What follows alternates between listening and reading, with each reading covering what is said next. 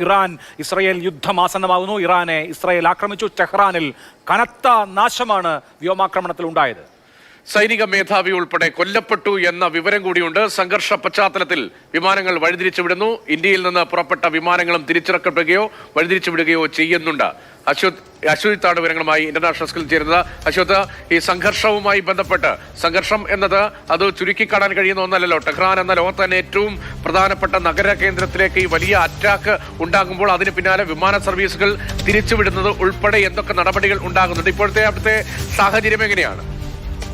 രതീഷിനാണ് ഏറ്റവും ഒടുവിലായി വന്ന ഒരുപക്ഷെ ആശങ്കപ്പെടുത്തുന്ന തരത്തിലുള്ള ഒരു വിവരം പങ്കുവയ്ക്കാം. അതായത് ഈ ഇസ്രായേലിന്റെ ആക്രമണത്തിൽ ഇറാന്റെ ഒരു ആണവ കേന്ദ്രം, അതായത് നദാൻസ് ആണവ കേന്ദ്രം എന്നാണ് അതിന്റെ പേര്, അത് ആക്രമിക്കപ്പെട്ടു എന്ന തരത്തിലുള്ള ഒരു സ്ഥിരീകരണം അന്താരാഷ്ട്ര ഏജൻസിയുടെ ഭാഗത്തു നിന്ന്, ആണവ ഊർജ്ജവുമായി ബന്ധപ്പെട്ട് പ്രവർത്തിക്കുന്ന അന്താരാഷ്ട്ര ഏജൻസിയുടെ ഭാഗത്തു നിന്ന് ഒരു വിവരം വരുന്നുണ്ട്. നദാൻസ് ആണവ കേന്ദ്രത്തിൽ, ഇറാന്റെ നദാൻസ് ആണവ കേന്ദ്രത്തിൽ ഇസ്രായേലിന്റെ ആക്രമണത്തിൽ കാര്യമായ കേടുപാടുകൾ ഉണ്ടായിട്ടുണ്ട് എന്നതാണ് ഒടുവിൽ ലഭിക്കുന്ന വിവരം.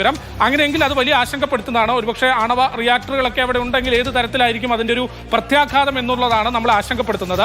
പക്ഷേ ആ ഒരു റേഡിയേഷൻ തലത്തിലേക്ക് അല്ലെങ്കിൽ ആണവ വികേന്ദ്രീകരണ തലത്തിലേക്ക് പോയിട്ടില്ല എന്നും പറയുന്നു. പക്ഷെ അതിലൊരു വ്യക്തത വരേണ്ടിയിരിക്കുന്നു. അങ്ങനെയെങ്കിൽ അത് വലിയ പ്രശ്നങ്ങളിലേക്ക് പോകുമെന്നതും ഈ അവസരത്തിൽ ഏറ്റവും ഒടുവിലായി ലഭിക്കുന്ന ഒരു അപ്ഡേറ്റ് പങ്കുവെക്കട്ടെ. ഒപ്പം രതീഷ് ചോദിച്ച ചോദ്യത്തിലേക്ക് വന്നാൽ തീർച്ചയായും പശ്ചിമേഷ്യ ആകെ ഒരു കലുഷിതമായ സാഹചര്യമാണ്, കലുഷിതമായ അന്തരീക്ഷമാണ്.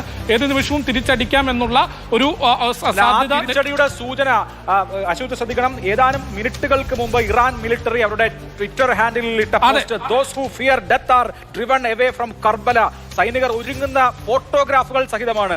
മരണം ഭയക്കുന്നവർ സ്വർഗത്തിൽ നിന്ന് അകറ്റപ്പെടുന്നു എന്ന് പ്രഖ്യാപിച്ചുകൊണ്ട് ഇറാൻ, ഒപ്പം അവരുടെ ഈ സൈനിക സന്നാഹങ്ങളുടെ ചിത്രങ്ങൾ ഇറാൻ മിലിറ്ററി പ്രസിദ്ധീകരിക്കുന്നു. In it for long run, ഇതൊരു ദീർഘകാല യുദ്ധത്തിലേക്ക് ആണെന്നതിന്റെ സൂചന നൽകുന്നു. ഒപ്പം ഇതാണ് സമയമെന്ന് പറയുന്നു. ഒരു ട്വീറ്റ് കൂടിയുണ്ട്, "ഞങ്ങളല്ല ഇത് തുടങ്ങിയത്, വി ഡിഡ്ന്റ് ഇനിഷ്യേറ്റ് ഇറ്റ്" എന്ന് പറഞ്ഞാൽ ഞങ്ങളല്ല, നിങ്ങളാണ് തുടങ്ങി വെച്ചത്, ഞങ്ങൾ തിരിച്ചടിക്കുകയാണെന്ന് പ്രഖ്യാപിക്കുന്ന തരത്തിൽ ഇറാൻ മിലിറ്ററി ട്വിറ്റർ ഹാൻഡിലുകളിൽ നിന്ന് ട്വീറ്റുകൾ വന്നുകൊണ്ടേയിരിക്കുകയാണ്. വലിയ തിരിച്ചടി ഉണ്ടാകുമെന്ന് അയത്തുള്ള ഖൊമേനിയും പറയുന്നു. അപ്പോൾ എന്താണ് സംഭവിക്കുന്നത്? മാത്രമല്ല അവിടുത്തെ പ്രധാനപ്പെട്ട നേതാക്കളെയൊക്കെ ബങ്കറുകളിലേക്ക് സുരക്ഷിതമായി മാറ്റിയിരിക്കുന്നു. ആശുപത്രികൾ സജ്ജമാക്കാൻ നിർദ്ദേശം നൽകിയിരിക്കുന്നു. അങ്ങനെ ഒരു ആക്രമണം മുഖത്തേക്ക് പോവുകയാണ്.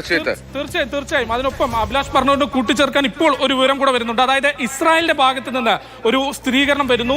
ഇറാന്റെ 100ഓളം ഡ്രോണുകൾ ഇസ്രായേലിനെ ലക്ഷ്യമാക്കി വരുന്നു എന്ന തരത്തിലുള്ള ഒരു സ്ഥിരീകരണമാണ് ഇസ്രായേൽ ഡിഫൻസ് ഫോഴ്സിനെ ഉദ്ധരിച്ചുകൊണ്ട് ഒരു വിവരം പുറത്തു വരുന്നത്. 100ഓളം ഇറാൻ ഡ്രോണുകൾ ഇസ്രായേലിലേക്ക് അയച്ചിട്ടുണ്ട് എന്നതാണ് ഇസ്രായേലി ഡിഫൻസ് ഫോഴ്സ് ഇപ്പോൾ ഒടുവിലായി ഒരു വിവരം പങ്കുവെക്കുന്നത്. ഇതിനെ ഇന്റർസെപ്റ്റ് ചെയ്ത് കളയാനുള്ള ശ്രമം നടക്കുന്നുവെന്നും ഇസ്രായേലി ഡിഫൻസ് ഫോഴ്സ് ഇപ്പോൾ പറയുന്നു. അപ്പോൾ അവർ തന്നെ സ്ഥിരീകരിക്കുകയാണ് ഇറാൻ തിരിച്ച് അടി തുടങ്ങിയിട്ടുണ്ട്, അല്ലെങ്കിൽ വലിയ ഏറ്റുമുട്ടലിലേക്ക് കാര്യങ്ങൾ പോകുന്നു. സ്ഥിതിഗതികൾ കൂടുതൽ മോശമാണ്.